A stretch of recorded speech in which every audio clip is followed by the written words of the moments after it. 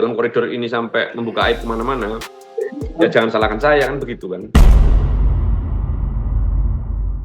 Di balik label Ibu Peri yang selama ini melekat pada namanya, kisah masa lalu Denada justru menyimpan bayang-bayang yang jauh dari citra tersebut. Usai seorang pemuda muncul dan mengaku memiliki hubungan khusus dengan masa lalunya, Denada disebut malah bersikap acuh tak acuh.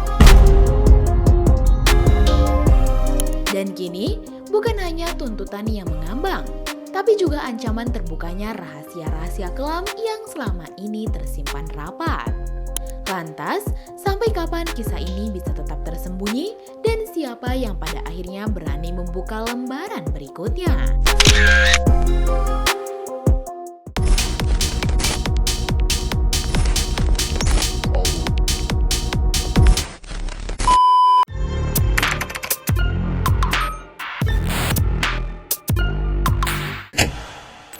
Sosok Denada yang selama ini dikenal sebagai public figure dengan jiwa keibuan yang begitu mempesona, kini justru berada di tengah pusaran kontroversi.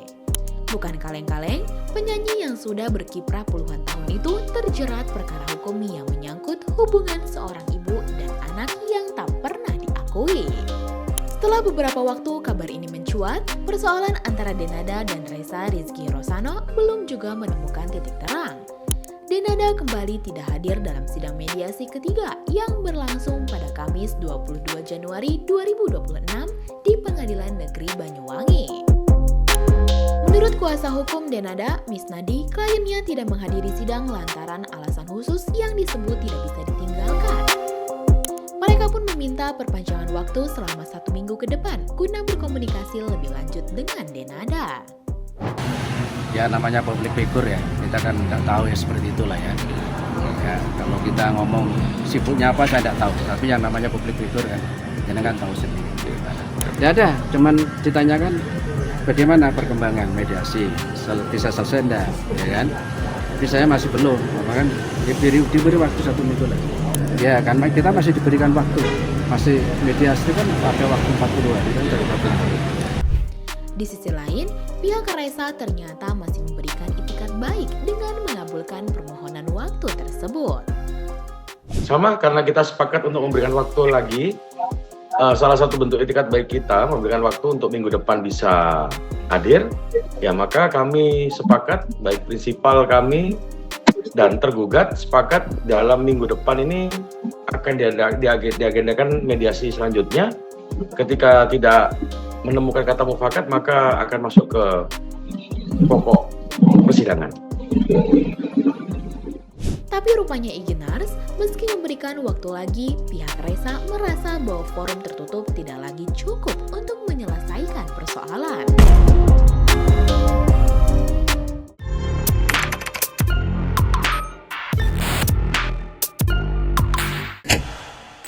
Karena upaya mediasi diambang ketidakpastian, pihak Ressa mulai mempertimbangkan jalur yang lebih terbuka dan berpotensi memicu konsekuensi lebih besar. Mandeknya mediasi membuat pihak Ressa bersikap tegas. Kuasa hukum Ressa menilai bahwa jika Denada tidak menyambut proses kekeluargaan, maka perkara ini siap dibawa ke ruang publik melalui persidangan terbuka. Kalau sudah saya simpulkan sekarang ini bahwa memang sudah nggak ada itikat baik dari mereka itu untuk mengoptimalkan mediasi gitu loh. Artinya kalau mereka memang siap untuk fight di pengadilan, kami pun siap. Itu aja sudah. Tapi kalau saya membaca dan kayaknya dari kacamata saya, sampai saat ini saya masih belum melihat sama sekali titik itikat baik dari mereka untuk mengoptimalkan mediasi itu aja.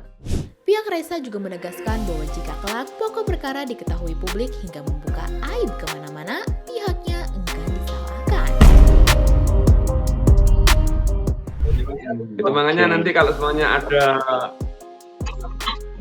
memang kalau memang peristiwa hukum ini sudah pure bisa diketahui oleh publik sampai apa yang terjadi dan kemudian, ya mohon maaf ya, dalam koridor ini sampai membuka aib kemana-mana, ya jangan salahkan saya, kan begitu kan.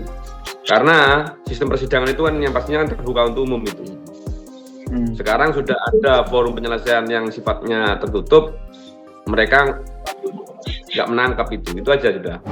Padahal menurut menurut mereka, forum mediasi justru menjadi keuntungan besar bagi Denada sebagai publik figur karena sifatnya tertutup. Jika ketidakhadiran Denada dianggap sebagai strategi hukum, pihak Reza menilai langkah itu justru berpotensi menjadi blunder. Sebenarnya sangat-sangat menguntungkan mereka kalau memang ini dipergunakan, kan begitu, karena sifatnya tertutup. Nah, kalau siap untuk di persidangan ya nggak masalah. Kalau saya bilang itu strategi hukum, di mana betul-betul itu nanti ternyata malah menimbulkan sesuatu yang belum terbuat mereka, saya pikir kan konyol, kan gitu loh. Nah, kalau justru malah strategi hukum itu yang paling bijak bagi saya ya, karena memang apa? Karena tergugat ini kan public figure kan, yang dimana harus melindungi kepentingan privasinya. Itu makanya kalau ketika dia sudah diberikan forum yang sifatnya tertutup dan bisa membuat kesepakatan dengan kami, musyawarah mufakat khususnya itu, tapi ternyata masih nggak dipergunakan, nggak dimanfaatkan secara optimal, ya sudah. Jadi mereka kan siap fight. Ultimatum tersebut rupanya membawa perhatian publik ke substansi gugatan, tetapi juga bagaimana hubungan antara ibu dan anak itu dipahami oleh kedua belah pihak.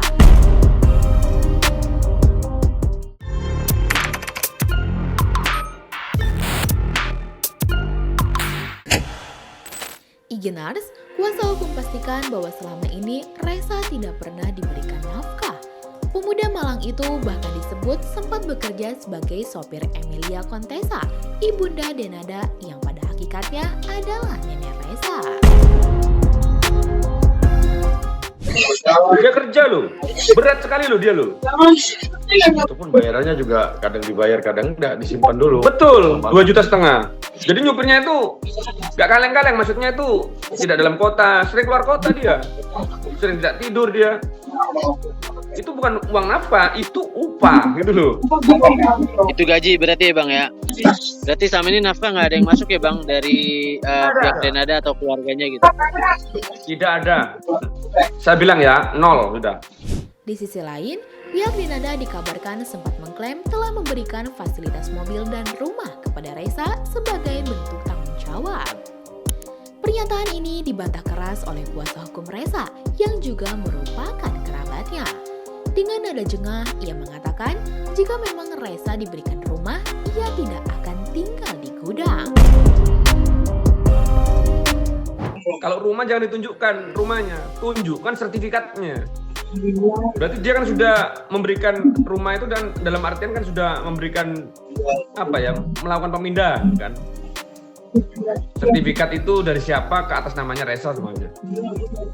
Itu loh. Sekarang logikanya kan begini kan. Kalau Reza itu sudah dibelikan rumah, ya, mana mungkin dia tinggal di gudang. Kuasa hukum juga mengingatkan bahwa dalam hukum, pihak yang mendalilkan sesuatu wajib membuktikan secara konkret dengan dokumen asli. Ya sudah, buktikan saja. Jangan asal ngomong, gampang kok pembuktiannya kok. Kalau kita berbicara tentang konteks jual beli, berarti kan sudah ada BPKB itu. Ya kan, di mana dokumen hak kepemilikan ya sudah bisa dibuktikan secara pure nanti di persidangan. Buktikan saja. Nah, tapi kalau ternyata nanti nggak ada, ya sudah, nanti kita menilai sama-sama lah gimana kualitasnya ya. Denada sebagai seorang ibu yang harus juga bertanggung jawab terhadap kebutuhan-kebutuhan anaknya, gitu aja sudah. Yang katanya sudah beli mobil, katanya juga sudah beli rumah, apalagi rumah. Kalau dia sudah dibelikan mobil ya, mana mungkin dia masih naik motor, gitu aja sudah. Dan yang mengejutkan Igenars, pihak Reza baru membuka bahwa persoalan mobil inilah yang kemudian menjadi dasar mereka untuk melaporkan Denada. Ini akhirnya saya membuka materi perkara ini. Nggak apa-apa sudah wis, karena sudah terlanjur, sudah saya buka bahwa Denada sudah saya baca hari ini nggak ada etikat baik, maka akan saya buka lebih sedikit meluas pada kawan-kawan hari ini ya. Jadi cikal bakal motivasi saya ngajukan gugatan ini awalnya dari mobil. Menurut pihaknya, Reza justru membeli mobil tersebut sendiri menggunakan uang muka dari paman dan bibi yang merawat Reza dengan nilai sekitar 90 juta rupiah. Namun yang tercatat dalam transaksi hanya sekitar 20 juta rupiah.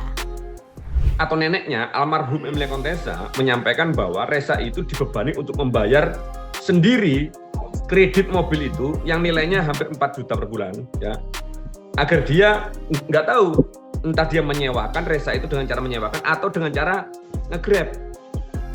Itu faktanya. Sekarang saya tanya, gimana konsep pembelian mobilnya? Gitu loh. Oh, dia suruh bayar sendiri kok cicilannya kok. Jadi Reza itu berdasarkan keterangannya mamanya yang sekarang mengasuh itu, Reza itu selama dengan Emilia Contessa itu juga kerja jadi supirnya. Padahal yang disupiri neneknya sebetulnya, kan begitu. Digaji 2,5 juta per bulan. Gitu loh. Kemudian difasilitasi mobil, disuruh kredit, disuruh membayar sendiri uang kreditnya dengan cara entah menyewakan mobilnya atau dengan cara nge-grab. Itu keterangannya Reza sendiri. Persoalan mobil bahkan sempat memunculkan ketegangan tambahan karena rupanya mobil yang tak sanggup dicicil itu atas nama adik Denada.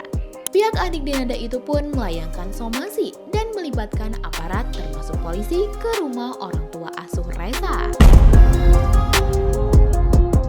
Dan mobil itu bukan atas nama Reza. Mobil itu atas nama adiknya dari Denada. Itu loh.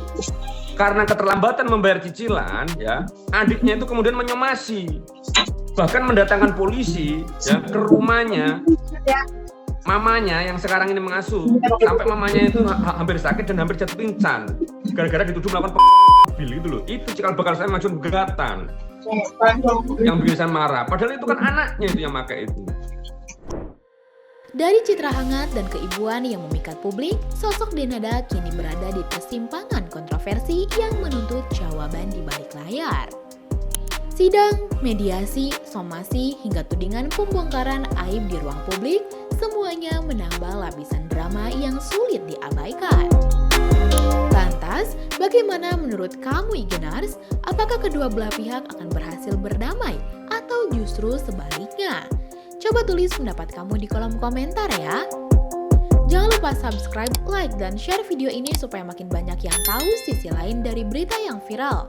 Sampai jumpa di kupas tuntas berita hiburan selanjutnya bersama Igini.